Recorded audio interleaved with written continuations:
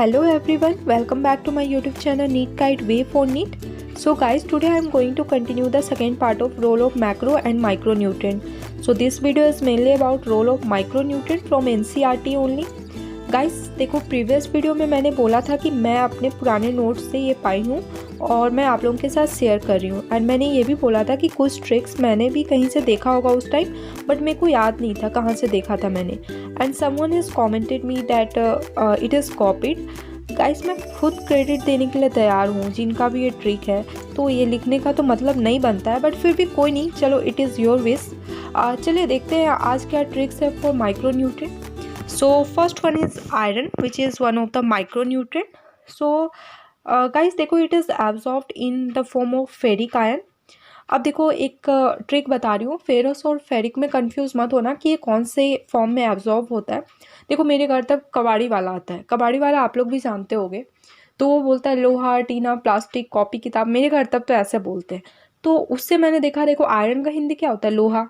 उसके बाद वो बोलते हैं टीना, ठीक है, लोहा, टीना, प्लास्टिक, कॉपी, किताब। तो टीना से मतलब आप उसको पढ़ो, देखो तीन तीन आ रहा है, उसको अगर टी नहीं पढ़ के तीन पढ़ो तो तीन आता है। और थ्री का हिंदी तो तीन होता है। तो इस तरह से आप कह सकते हो कि लोहा का जो है वो तीन, मतलब थ्री के फॉर्म में एब्जॉर्ब हो रहा है, मतलब फेरिक आयरन के फॉर्म में एब्जॉर्ब हो रहा है, मतलब थ्री। ओके, सो इस तरह से आप कंफ्यूज नहीं होगे, याद रहेगा।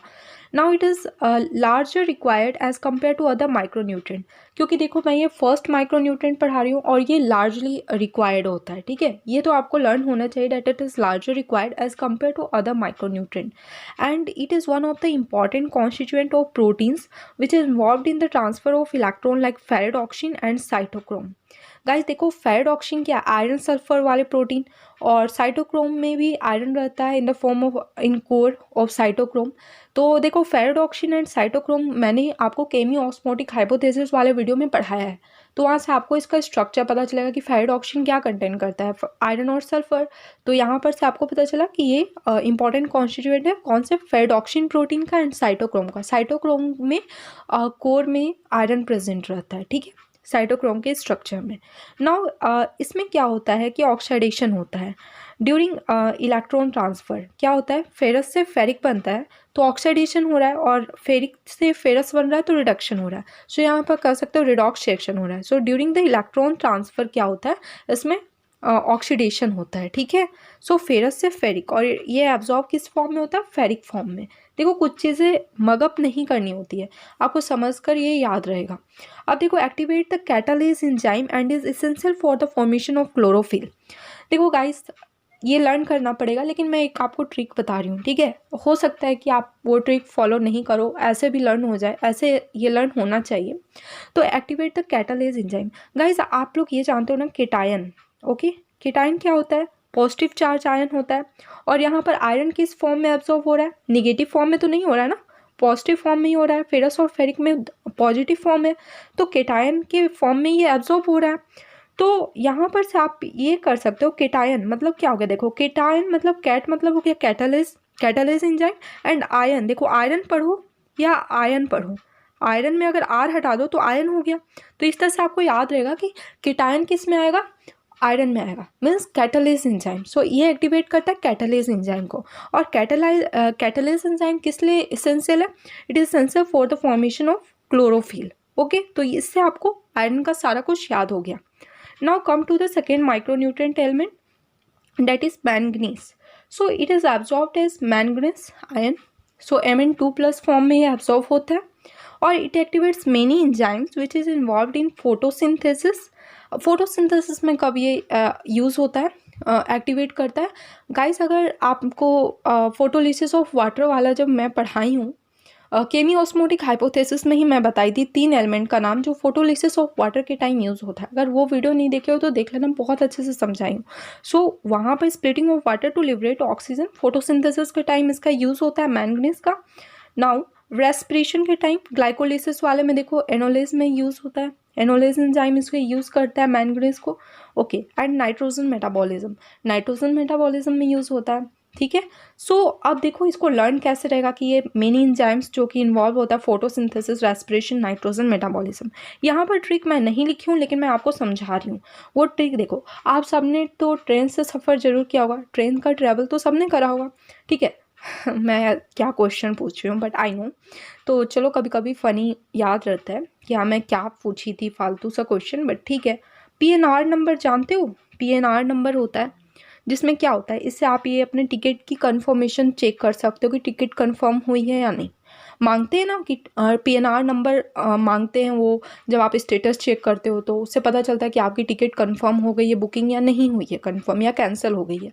तो PNR जो 10 डिजिट नंबर होती है, सो PNR मांगते हैं। तो PNR मांगा जाता है जब भी आप PNR स्टेटस डालते हो तो PNR मांगते हैं। अगर मान लो आप अपने दोस्त से बोले यार देख दे यार मेरा टिकट बुकिंग कंफर्म हो गई है या कैंसिल हो गई, तो क्या मांगेगा आपसे? PNR नंबर मांगेगा।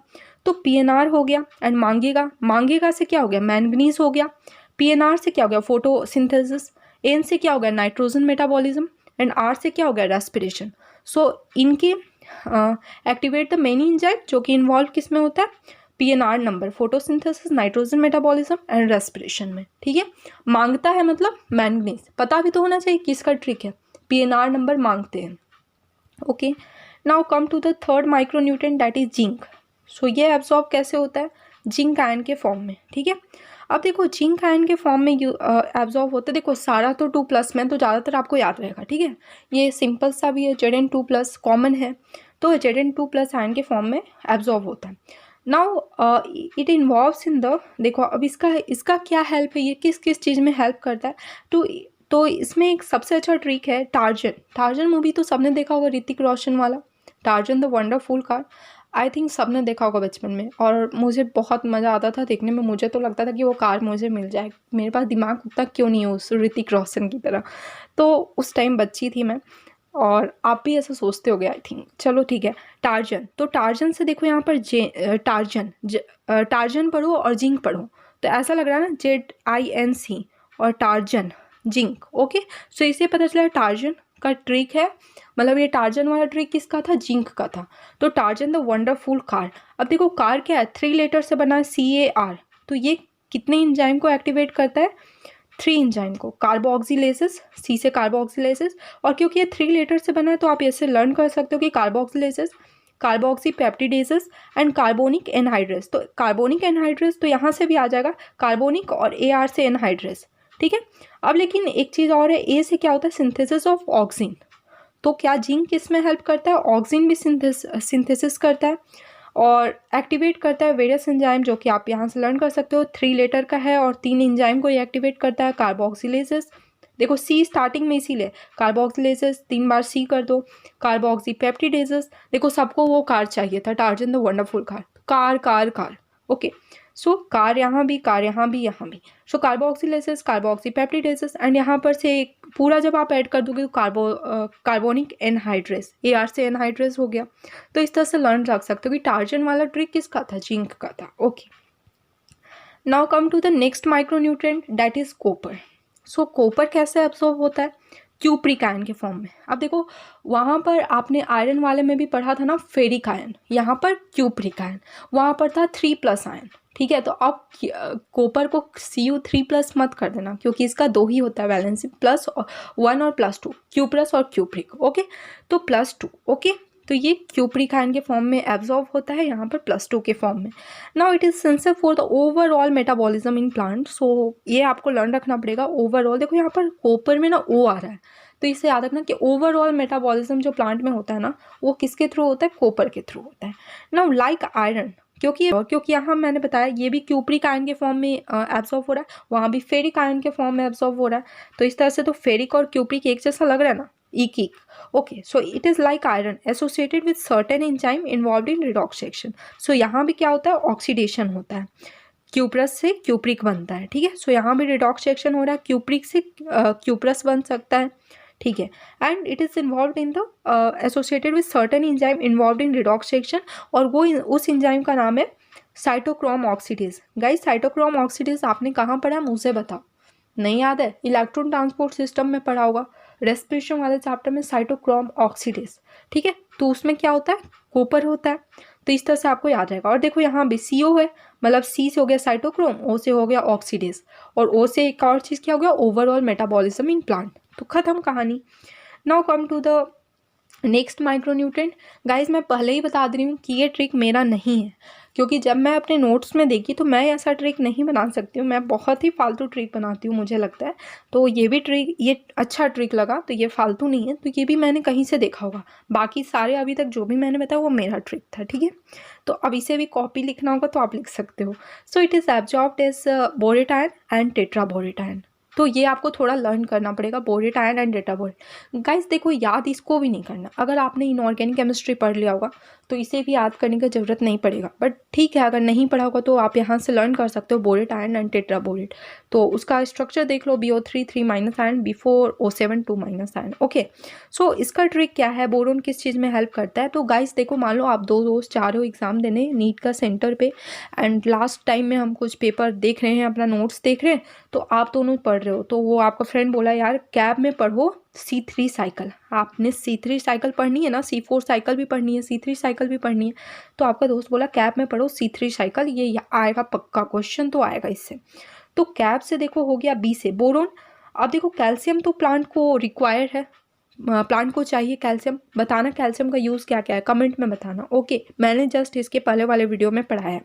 सो बोरोन क्या होता है, बोरोन हेल्प करता है कैल्शियम को लेने में, ठीक है। It is required for the uptake and utilization of calcium, ठीक है। कैल्शियम लेने में और यूटिलाइज करने में हेल्प करता है। सेकेंड, इसका क्या फंक्शन है, मेम्ब्रेन को फंक्शन करने में यूज़ करता है बोरोन। मेम्ब्रेन फंक्शनिंग में बोरोन का हेल्प होता है। नाउ पढ़ो से हो गया पोलन जर्मिनेशन, कैब में पढ़ो से हो गया pollen germination. Now C3 cycle से क्या क्या हो गया, देखो C3 है, 3 बार C है, ठीक है, C3। ओके, तो फर्स्ट वाले C से हो गया सेल इलोंगेशन, सेकेंड वाले से हो गया सेल डिफ्रेंसिएशन, एंड थर्ड वाले से हो गया कार्बोहाइड्रेट ट्रांसलोकेशन। सो आपको लर्न हो जाएगा, कैब में पढ़ो C3 साइकिल।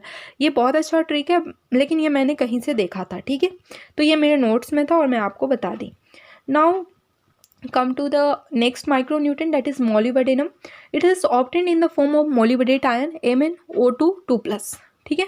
देखो गाइस, अभी तक हम लोग सारे वो कोई भी एनायन नहीं पढ़े, सारे केटायन ही पढ़ रहे हैं, ठीक है। अभी वैसे एनायन आएगा तो cation MnO2+, so it is absorbed in molybdate ion.